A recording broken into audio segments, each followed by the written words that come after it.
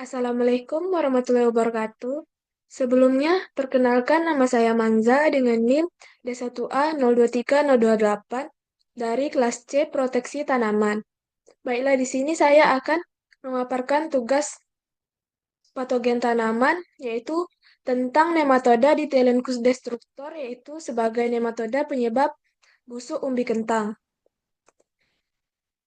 Yang pertama itu ada klasifikasi. Nematoda ini menduduki klasifikasi Kingdom Animalia, Phylum Nematoda, kelas Chromadorea, ordonya Rhabditida, kemudian familinya Auninidae, genusnya Dithyllencus, dan spesiesnya yaitu Dithyllencus destructor.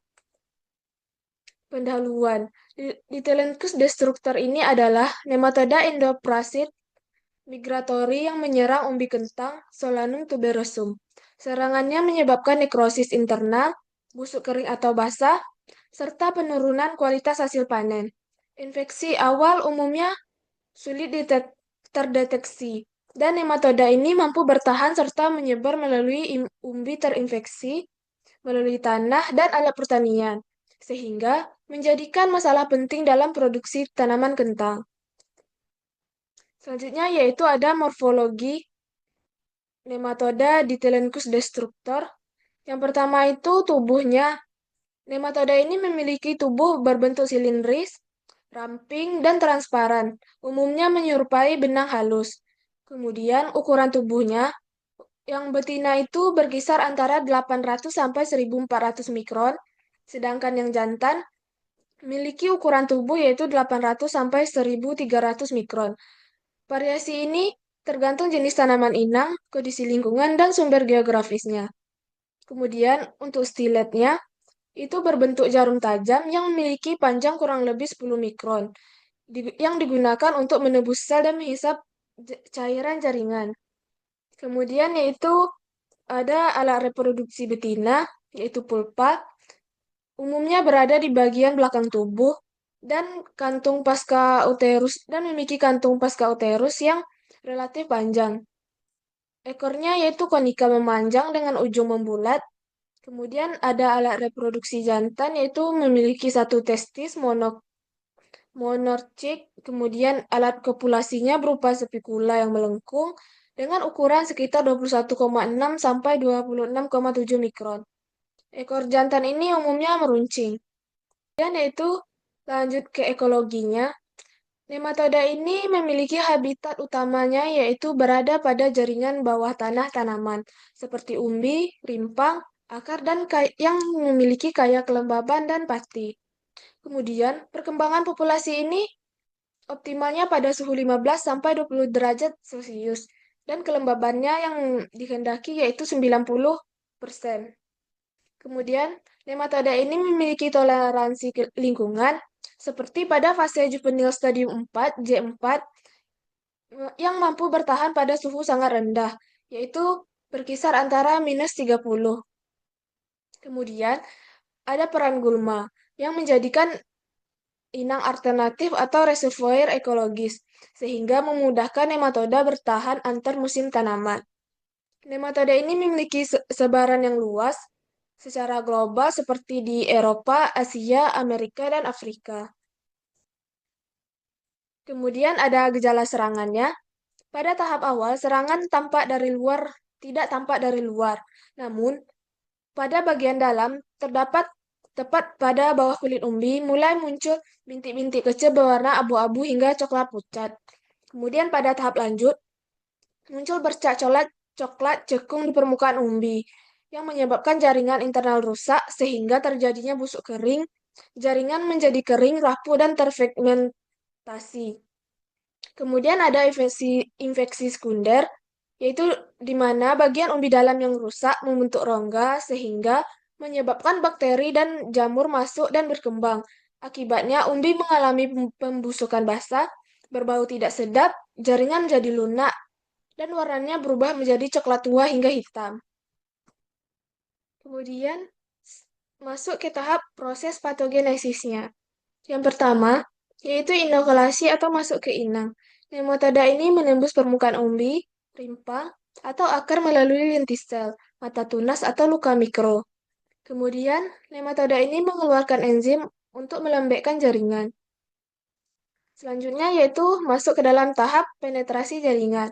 Setelah jaringan dilembekkan oleh enzim, nematoda ini menembus permukaan dan masuk ke jaringan parenkim melalui celah antar sel. Kemudian memulai infeksi internal tanpa gejala luar yang jelas. Selanjutnya yaitu infeksi sel. Setelah masuk ke jaringan, nematoda menghisap isi sel parenkim sehingga menyebabkan sel rusak dan mati. Kemudian terbentuklah lesi internal pada umbi. Selanjutnya yaitu ada invasi atau penyebaran internal. Nematoda ini kemudian menyebar di dalam jaringan, bergerak antar sel parenkim untuk memperluas area infeksi dengan mengkolonisasi organ penyimpanan. Kemudian lanjut ke tahap reproduksi, yaitu perbanyakan populasi. Di dalam jaringan yang terinfeksi, nematoda berkembang biak dengan cepat, menghasilkan individu baru, dan meningkatkan populasi tanpa harus keluar ke tanah. Kemudian ada tahap kolonisasi. Seiring populasi meningkat, nematoda menyebar dan menguasai jaringan internal umbi atau rimpang secara luas, dan membentuk koloni padat yang memperparah kerusakan internal. Kemudian itu ada diseminasi atau penyebaran. Nematoda ini berpindah dari organ yang terinfeksi ke tanaman yang sehat melalui kontak antar umbi, media tanah, air, atau alat pertanian yang terkontaminasi. Selain itu, Dithyrhynchus destructor ini dapat bertahan hidup pada miselium cendawan saat tidak ada tanaman inang, sehingga mampu memulai siklus infeksi baru di musim berikut. Selanjutnya yaitu ada cara pengendalian. Yang pertama itu pengendalian menggunakan kultur teknik atau praktik pertanian. Contohnya itu ada rotasi tanaman dengan yang inang, kemudian pengolahan lahan. Selanjutnya yaitu ada sanitasi benih, umbi, dan membersihkan sisa-sisa tanaman yang ada di lahan ataupun di alat pertanian.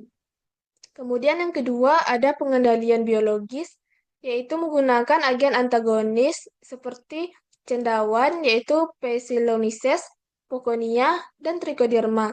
Kemudian ada bakteri, yaitu Bacillus, Pseudomonas, dan Pasteuria. Kemudian bisa juga menggunakan teknologi RNAi, yaitu menghambat gen penting nematoda untuk mengganggu perkembangannya. Selanjutnya yang ketiga itu ada penggunaan varietas tahan, yaitu menanam varietas kentang, ubi jalar, ataupun bawang putih yang tahan atau toleran. Kemudian dikombinasikan dengan metode kultural dan biologis untuk efektivitas yang maksimal. Kemudian yang terakhir itu ada pengendalian kimia, yaitu menggunakan nematisida.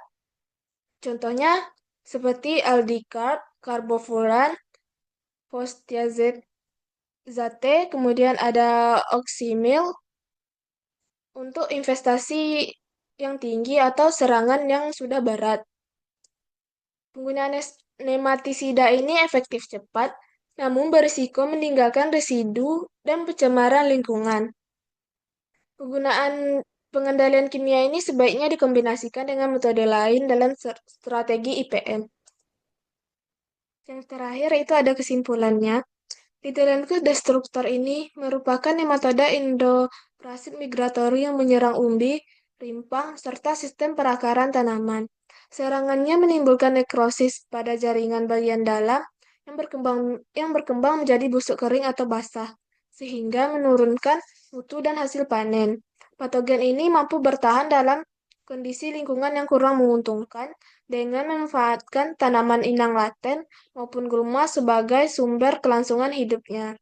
Upaya pengendalian perlu dilakukan secara terpadu melalui penerapan pengelolaan hama terpadu yang mencakup rotasi tanaman, sanitasi lahan, pengolahan tanah yang tepat, pemanfaatan agen sehayati, penggunaan kultivar toleran, serta aplikasi nematisida secara selektif. Pendekatan tersebut bertujuan untuk menekankan kepadatan populasi nematoda sekaligus mengurangi risiko kerusakan ekonomi dan dampak negatif terhadap lingkungan. Cukup sekian yang dapat saya sampaikan. Selebihnya, Saya mohon maaf, saya akhiri dengan wassalamualaikum warahmatullahi wabarakatuh.